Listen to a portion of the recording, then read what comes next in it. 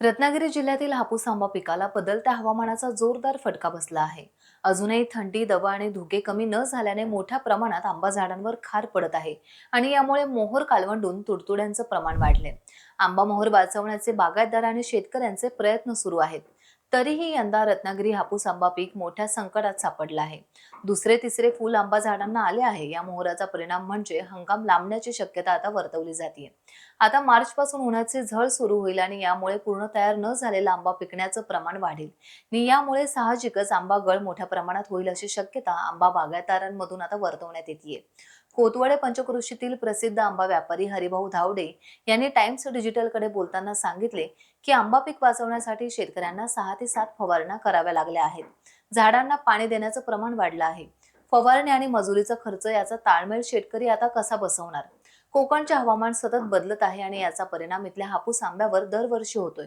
यामुळे आंबा व्यावसायिकांची आर्थिक परिस्थिती नाजूक होत चालली आहे. बँकांचे पीक कर्ज घेऊन व्यवसाय करणाऱ्यांना गेल्या वर्षी मोठी आर्थिक झळ सोसावी लागली. यंदाही अशा सामान्य शेतकऱ्यांना झळ बसू शकते. ग्रामीण भागातून मार्केटला किरकोळ आंबा सुरू झाला आहे. तो पहिल्या मोहराचा आहे. आंबा आणि काजू पिकावर इथली आर्थिक परिस्थिती अवलंबून आहे. त्यामुळे यंदा आंबा झाडांची परिस्थिती कृषी खात्यानं पाहायला हवी. रत्नागिरी जिल्ह्यातील बहुतांश बागायतीमध्ये जाऊन कृषी खात्याच्या अधिकाऱ्यांनी निरीक्षण करून शासनाला अहवाल देण्याची मागणी त्यांनी केली आहे. गरीब शेतकऱ्याला आर्थिक संकटातून बाहेर काढण्याचा प्रयत्न शासनाने करून लवकरात लवकर शेतकऱ्यांची कर्जमाफी करावी असंही त्यांनी म्हटलं आहे.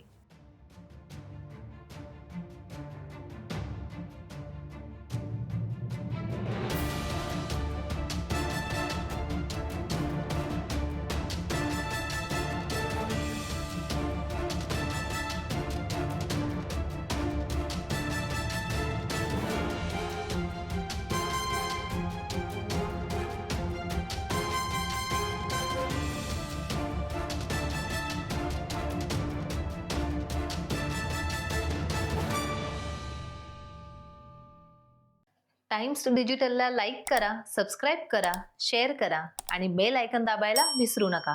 पाहत रहा टाइम्स डिजिटल.